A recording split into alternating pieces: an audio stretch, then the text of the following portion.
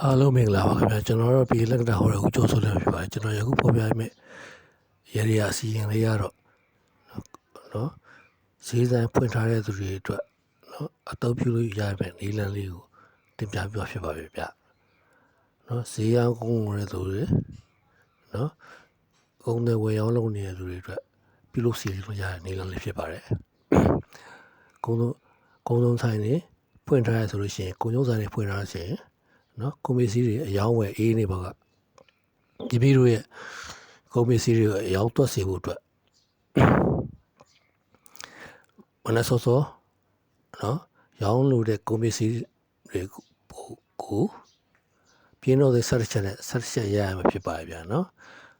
ပြင်းတော့တဲ့ဆက်ချက်နဲ့ရိုက်တဲ့နေရာမှာနော်ကွန်ပီစီအယောင်းတက်ဖို့အတွက်နော်ကွန်ပီစီထွက်ဆိုပြီးတော့စူတောင်းပြီးတော့ရရမှာဖြစ်ပါရဲ့ဗျာနော်ကျွန်တော်ရဲ့ဗီဒီယိုလေးကိုဒီမှာနေကိုချိုးပါတယ်ခုနှစ်သားမိတ်ဆွေများလည်းကိုယ်စနေပါကျမ်းမာချမ်းသာရှိရပါကောင်းကျိုးလို့ရပြည့်စုံကြပါစေဗျကျွန်တော်တို့ဘေးလက်တဲ့ဟောတဲ့ဦးကျော်ဆိုလေးမှာကျွန်တော်ရဲ့ပို့စီကိုနှစ်သက်ပါက like share ပြုလုပ်ပေးသွားကြပါကျွန်တော်ရဲ့ account ကိုလည်း follow လုပ်သွားကြပါခင်ဗျကျွန်တော်ဒီဘေးလက်ကမြင်ရဆက်သွယ်လို့ပါလေဖုန်းနံပါတ်ခေါ်ကခုလေးတစ်ချောက်ကုန်လို့ရှိရင်ဆက်သွယ်ရလက်ကောကျွန်တော်ရဲ့ messenger နဲ့ service ဆက်သွယ်လို့လက်ကောဘေးလက်ကမြင်ဆုံးစမ်းလို့ရပါခင်ဗျရှိပြီးတဲ့သူတို့ချင်းစီတဲ့တယောက်ချင်းစီတဲ့လည်းကျေးဇူးအထူးလက်တင်ရှိရပါတယ်ခင်ဗျာနော်ဒီစီလေးဘာမှမခက်ပါဘူးရောင်းလို့တဲ့ကုန်ပစ္စည်းတွေကိုနော်မနေ့စောစောမှာပြင်းတော့တဲ့ဆက်ချက်ရရင်ဆူတောင်းရမှာဖြစ်ပါတယ်ဗျာနော်